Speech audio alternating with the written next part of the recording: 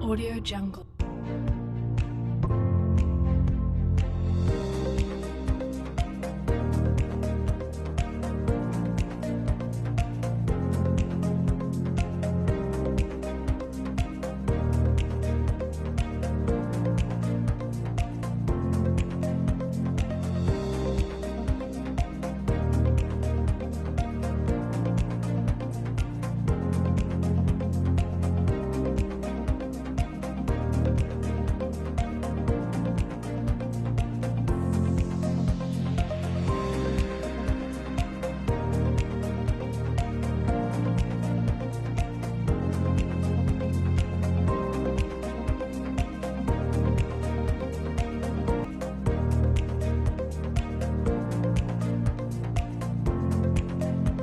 waxaa sharaf weyn noo ah maanta in kulankan ay soo qaban qaabisay wasaaraddu isugu timid deegaanka qaamqaam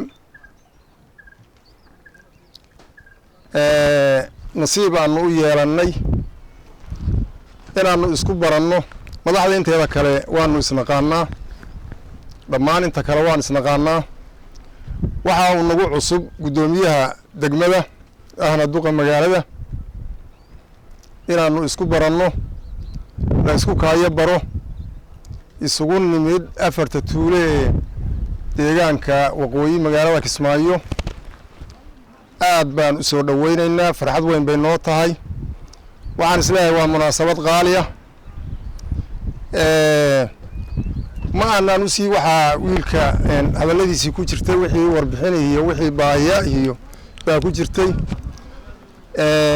hawlahaas kama aanan sii tabaabulshaysanin oo ma aanan sii diyaarsanin waxaan isleeyahay maanta inay hawshanadu ku ekaato ama ay ku ekaan doonto isbarashada inay ku ekaato oo hogaaminaysa wasaaradda arrimaha gudaha oo xafladda ugu tala gashay in aan ku baranno ama isku baranno guddoomiyaha degmada Kismaayo waxaan leeyahay aad baan ugu faraxsanahay dhammaantiinana waxaan idin leeyahay sharafta iyo qiimaha badan oo maanta halkan aan ku kulannay waa mid annaga macnaha aan aad ugu faraxsanahay inta kadib hadalka waxa horteena ka hadlay muhiimadiisa guddoomiyaha tuulada qaamqaam maanta annaga waxaan diyaar u soo noqonay barashada guddoomiyaha degmada Kismaayo inaan halkan isku baranno iyo maamulkeena guddiga qalaafaadka iyo guddiga fulinta intaba wax hadda aan u soo diyaar garoonay ma jirto oo borogaraamo kale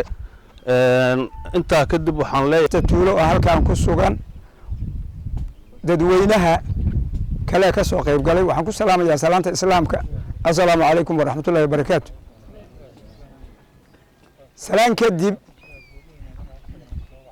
sharaf waxaan noo halkan wasaaradda arrimaha gudaha oo gobolka iyo degmadaba wadata inay halkan martiqaad noogu samayso maanta iyo isbarasho aanu isugu nimid annagoo ah guddoomiyaashii deegaanka waqooyi afarta tuulo oo hadda maanta halkan ku sugan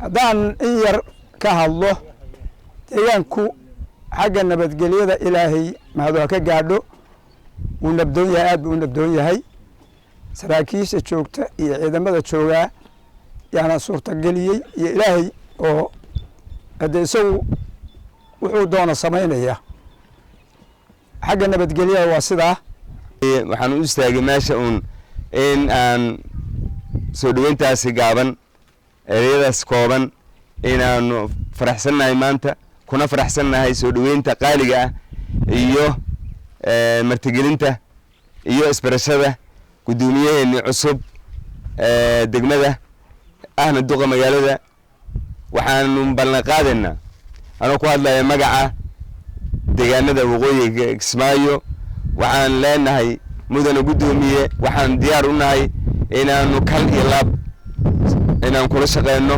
jubbalandernimo baan diyaar u nahay inaan garabkaada ahaano habeen iyo maalin waajibaadkeena aan gudano waxaan soo qaybo badan ah hadii ay noqon lahayd arrimaha bulshada iyo hadday noqon lahayd arrimaha amniga iyo dhammaan waxay shaqo lahayd.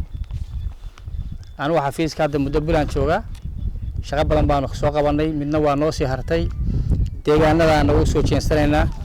waa markii afraad baan u maleynayaa hadda intaan xafiiska joogaan imaado soonaha kan.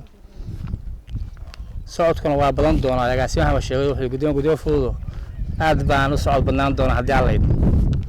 wixii baahiyaa oo aad deegaanka ka jira ha noqoto ama caqabada ha noqoto ama baahiyaha asaasiga ah ee deegaanka u baahan yahay waxaad keeni doontaan xafiiska haddii aan lahaydno.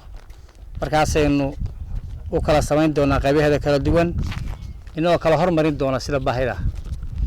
taas waa taas waxaan rabaa inaan idinku booriyo kale halka waxaa jooga oo dad soo xooli ka soo dhamaadeen oo dadkii deegaanka oo dad Soomaaliyeed oo dad reer Jubbaland waxaan idinka mahad celinayaa gurmadkii aad u fidiseen.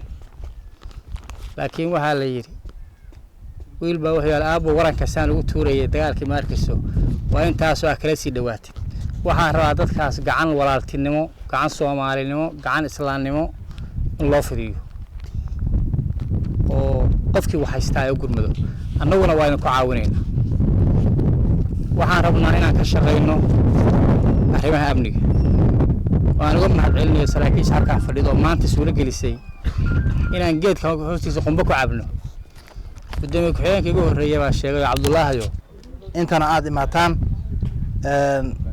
qaamqaam uga mahad celinayaa martiqaadka wanaagsan. runtii hoolna qaado lagama bahleen hadda degmada Kismaayo jawigan quruxda badan xaqiiqdii lagama helayo meel kale. sida gudoomiyaha sheegay madaxdii iga horreysay hadashay sheegeen annagu waxaan ku sii taageedinayaa in geedaha maartay aan la jarin. dhirtu sidan bay muhiim u tahay. nabad guurka waxaa keenaya waxaa weeyaan dhirta oo la jaro. abaaraha waxaa keenaya waxaa weeyaan dhirta oo la jaro. marka in la abuuro oo ruux walbo guriga uu degan yahay geed uu ka abuuro. marka waxaa dhici in magaalada ay quruxsanaato. aag fiican oo webi ayaan degannahay inaan ka faa'iidaysano, inaan dhulka beerano.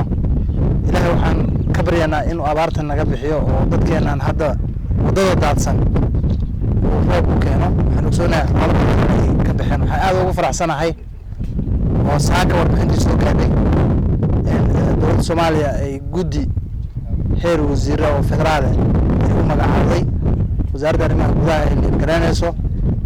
annagana hadda maanta nala soo xiriiray laguna aruurinayo dhammaan degmooyinka dowlad goboleedka Jubbaland meelaha ugu daran abaaraha ay ka dhaceen. degmo kasta meel baa ugu daran. ogsoonahay dadkii dhammaan inay ku soo qaxeen magaalooyinka waaweyn. dadaalo badan baa jira dowladda iyo shacabkaba ay wadaan. laakiin waxay ogsoonatiin in haddii annaga aan iscaawinin beel caalam aan caawin keenin. beel caalam waxa ay noogu talagalaan waqti bay qaadanaysaa. marka inaan walaalaheen aan u gurmano abaartaas sidii aan maartay aan oga dadkii abaaraha ku waxyeeloobay ee xoolahooda ku leedeen inaan wax u qabanno oo si walaaltinimo ugu gurmano.